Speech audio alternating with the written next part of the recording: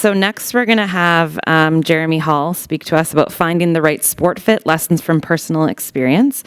And Jeremy is a patient with severe hemophilia A with a strong passion for activity and sport.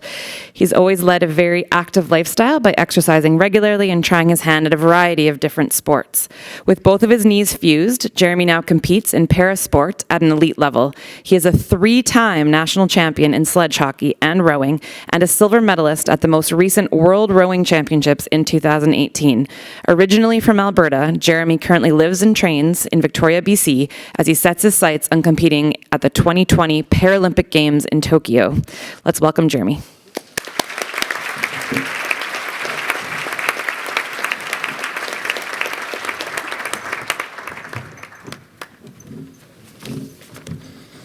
All right. Thank you, Julia, and thank you to the CHS Planning Committee for inviting me to speak. I guess I'll use this. So I'm just going to share a bit about my journey, my experience with sport and activity, managing that, from my childhood to my youth, and how that's led to where I am now. First, no disclosures, other than that I recognize my shirt's a little tight.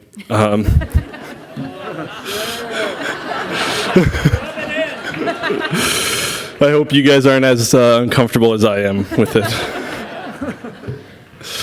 So I was born into a very active family, which really fostered my desire to be active. My parents, were heavily involved in sport, and my mom was a phys ed teacher, so they really motivated me or promoted me to be active.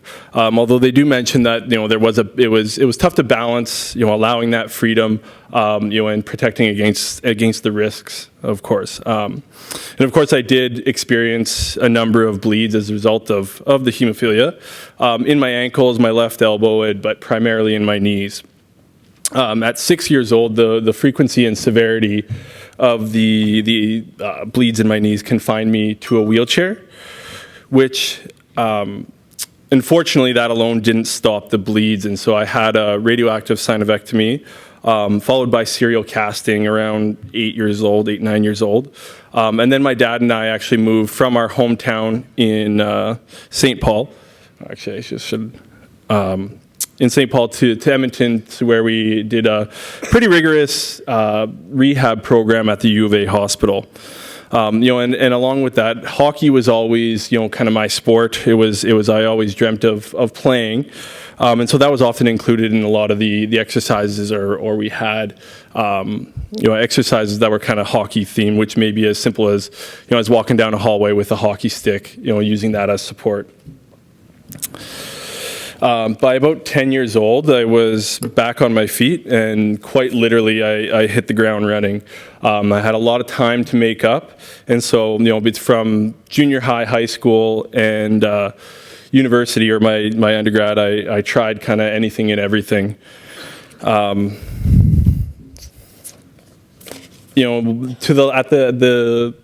the end of that, or I guess in my early 20s, I kind of started to realize or take into account the impact that some of those sports were having on my body. One of the best example is Major League Baseball or slow pitch. That was one that was important to me. I enjoyed the competitive aspect of it, but also the social aspect, getting out with friends during the week or at tournaments, maybe having a couple beers. And so, what I started to realize is that oftentimes after games or practices, whatever it may be, I was getting a lot of ankle pain. And so I kind of, took a step back and realized that, all that lateral movement and the running with my knees fused was putting a lot of load and a lot of stress on my ankles. And so, I decided that it was probably best to step away from baseball or slow pitch and really running in general. And so, sorry, I kind of lost myself a little bit here.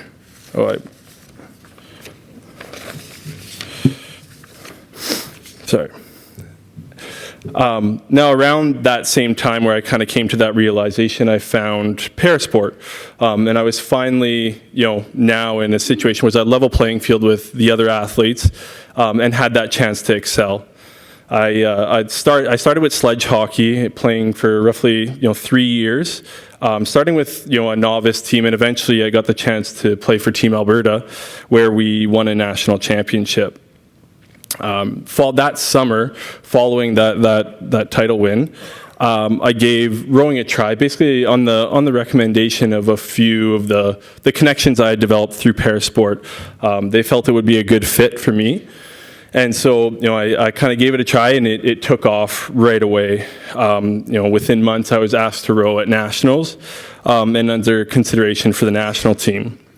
So at that point, I really had a decision to make. I wanted to kind of balance both sports, but I was also pursuing a master's degree, and so I recognized that balancing all three would be a little stressful and a little bit too much. And so, looking at everything, I made the decision to step away from hockey, which was difficult. It was an important. It's always been my sport. It's what I wanted to do, but I felt the risks were greater with that sport, with the nature of the sport. And I felt that I really accomplished what I set out to do. I was able to play competitively, and I won a national championship with that too. So overall, I've been happy with that decision. And part of that is really, given by the early success I've had with rowing. Last April, I moved to the National Training Center in Victoria to train full-time. Got the chance to compete twice internationally, and finished on the podium in both events, with a bronze medal in Italy and a silver medal at the World Rowing Championships in Bulgaria. Now, getting into kind of what I've learned and the keys to finding the right fit, I think a lot of this is just a reiteration of what Colleen's kind of mentioned. But certainly starting with the self-reflection and both the emotional and the physical part of that. So emotionally, what's the motivation? Why am I doing this? And then, taking into account maybe target joints, but also, where that joint damage is, and how that factors into the mechanics of the sport. And then also having that self-compassion and, being honest with yourself, recognizing that it may not be the right fit and it may be time to find something else or move on. And finally, something that's kind of been reinforced for me, with rowing is taking that slow, progressive approach. You're not going to be a pro right off that bat. And, like with rowing, I mean, I was rowing a couple kilometers every few days, and, now I'm doing 6 days a week, 20 to 30K a day. So it really is a process. And then kind of getting into kind of my action plan, what's allowed me to continue training and keeping me on the water. Of course, open communication with my healthcare team, making sure that they're able to prescribe the appropriate treatment, staying diligent to that treatment, and then, of course, being open and honest with my coaches, trainers, teammates, those who are in the sport environment with me. And I know even myself, I've been a little weary to disclose all of that before, but I think it's really important, in order to ensure that they can support me to their best ability.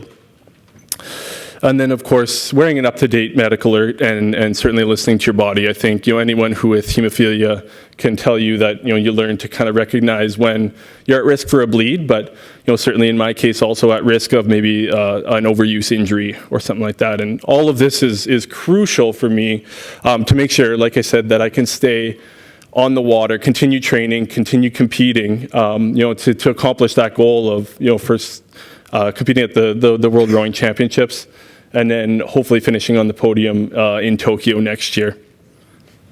Thank you. Questions?